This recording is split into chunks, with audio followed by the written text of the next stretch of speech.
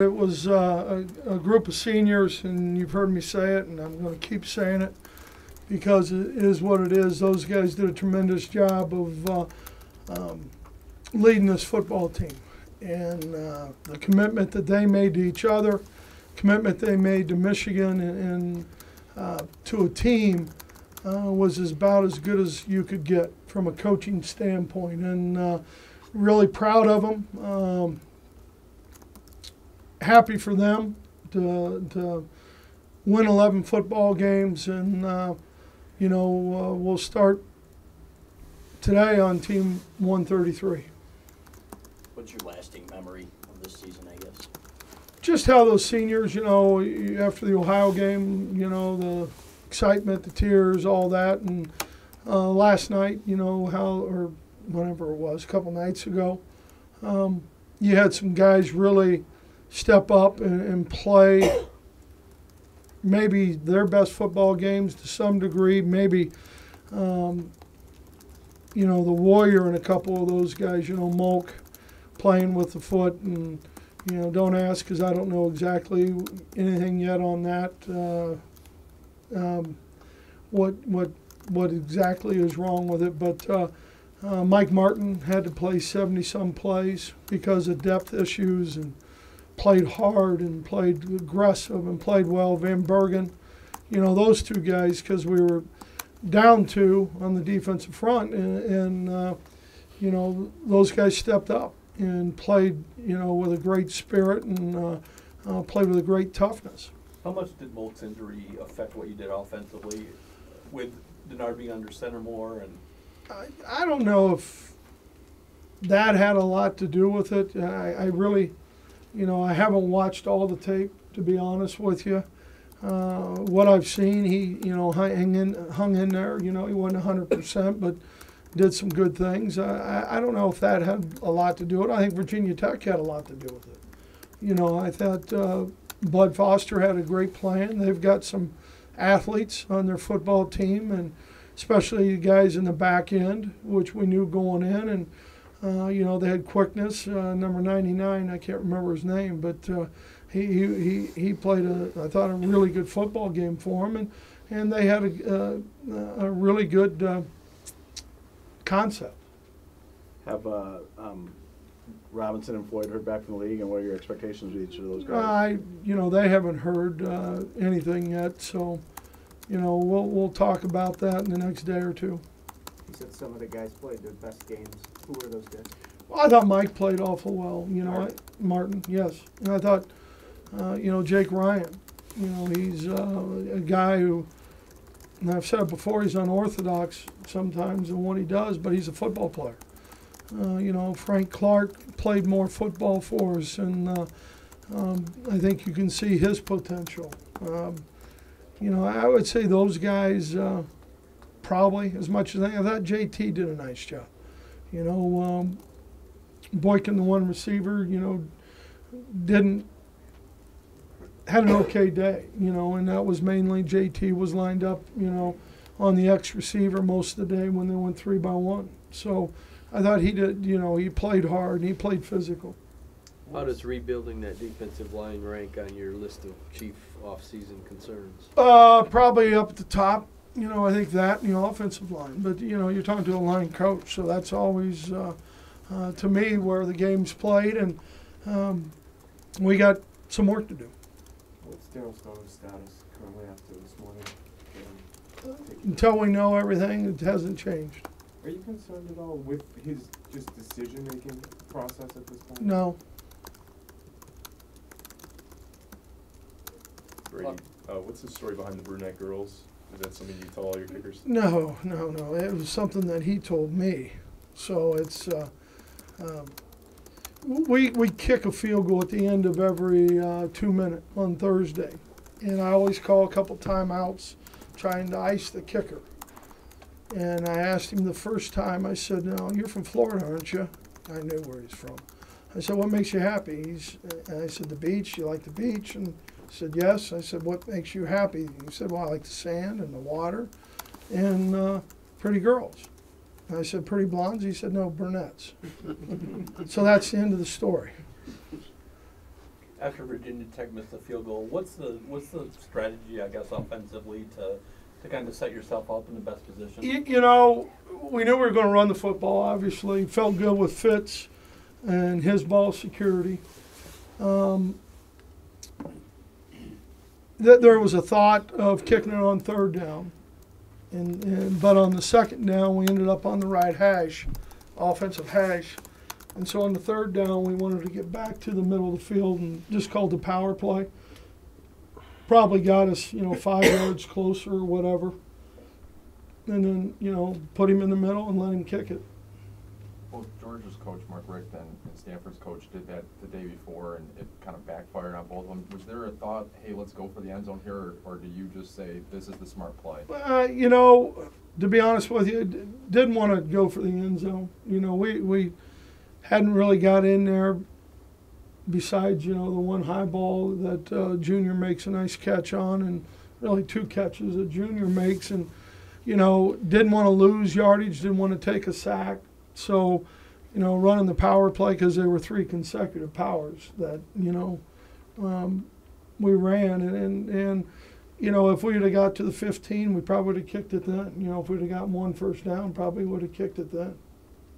You got 3 recruits in now, is that right? Yeah, there's 3 guys on campus. Caleb Ringer. Bolden won't be here until after he's playing in, I think it's the Under Armour game. I think that's the one he's in. There's so many daggone games now. I may even be able to play in one. And Jared Wilson's here. 3 defensive guys. Did you want to get them in because of position or did other circumstances? To be honest with you, it was really, they just were able to. There are 3 of them that could get everything done because of the calendar of their high school and all those things. We didn't push any of them to come early. I think at some point kids miss their senior year of high school, and I think that's kind of an important part, and so we don't encourage anybody, but they wanted to, and their clock made it work. What stands out about the 3 of them? Yeah, Well, you got 2 linebackers. We got a safety. We think they're all 3 good players. Does it help them learn Greg Massey's system better? Well, I think, the more experience you have at anything, and that's part of it. They'll have a whole spring. I think the acclimation to the academics here at Michigan are an important part. That, to me, is from the academic standpoint, as important as anything, where you don't have the pressure of a season going on at the same time. There was some persistent rumors that Denard tweaked something in bowl practices. Was he close to 100%? He was 100%. I mean, he didn't tweak anything. What about Ryan Van Bergen? He Hurt his foot, and not sure exactly what, he got bent one way and then stepped on. So, I mean, he did a nice job of sucking it up. Had a hard time pushing off the last 6-7 plays. Were you worried that you were going to have to pull him at some point? Well, we did a little bit, and you got in the sub package, which is 2 outside guys and 2 inside guys, and so you're able, because of their personnel grouping, to relieve him a little bit, but not much. How do you feel about your first year as the Michigan head man? How has it been for you? Well, it's been good. These kids have been great, and we've got great support. We got a great staff. Dave Brandon's been great, work with, and it's the 115 kids have been outstanding. Every day is a little different. There's couple knuckleheads that you deal with, but that's okay. I was one of those at one point. But they've kids have done a great job, and the people, and Michigan is the greatest place in the world. For all the success you had this year, and you talked a lot about it too, the Big Ten title. When you talk about Team 133, do you walk in there the first day and say, guys, Big Ten title, or we haven't achieved what we want to achieve next year? Yep, it never changes. It never changes. I mean, it will be exactly the same speech to some regard. And we'll talk an awful lot and reference the leadership that the seniors of Team 132 gave. Do you plan to add any motivational signs regarding Michigan State, like days since they beat Michigan State? No. There'll be a lot on Denard's shoulders, obviously, next year. How much better off will he be then for having gone through what he did this year with your guys? Well, I think the knowledge of the offense in that, was a big part of it. The footwork and the passing game, either the play action or the drop back. I think all that stuff's going to help. You mentioned getting ready for Team 133. How fun is it to know that process is kind of sandwiched between that game and a high-profile game like Alabama? I really haven't thought about Alabama. I'm sure we are now, but that'll be a fun opener. You expect all your assistants to be back next year? Yep. What about the rest of the players? Do you have any indication that anyone may not return? I don't know. Does that include Mike Cox? I mean, how does that work with your guys with you? Till I address that, I'll address it with them. How confident are you that Will Hogrup can have a rebound season kind of like Brendan Gibbons did? Well, I hope so. I think Will and Matt both. When you have competition, I think it helps you, and it should focus you and push you. Is it just confidence with Will, do you think? I think at times it is. I mean, I think he gets out of his technique at times, and that's where he needs to stay in, because when he's sound with his technique and where he drops the ball and all those things, he can punt pretty daggone well. Brady, with Devin Gardner, do you have to talk to him about being patient, that his time will come? We'll talk about that later.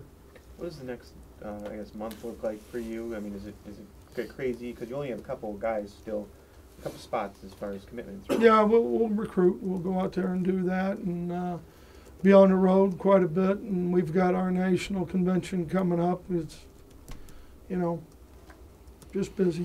How would you assess Denard's performance in the Sugar Bowl? Well, we won the football game, not playing our best anywhere. That's how I assess it. Couple more. What's the number one thing you think that needs to work on during the next season? Well, we'll talk with Al about that. Was there one moment or one game this year where you thought, I may really have something here? From what aspect? On the field, or maybe a game, or may have been a moment in a locker room where you thought, I got a team that can do some pretty special things. Oh, I don't know. San Diego State game, Minnesota game. I think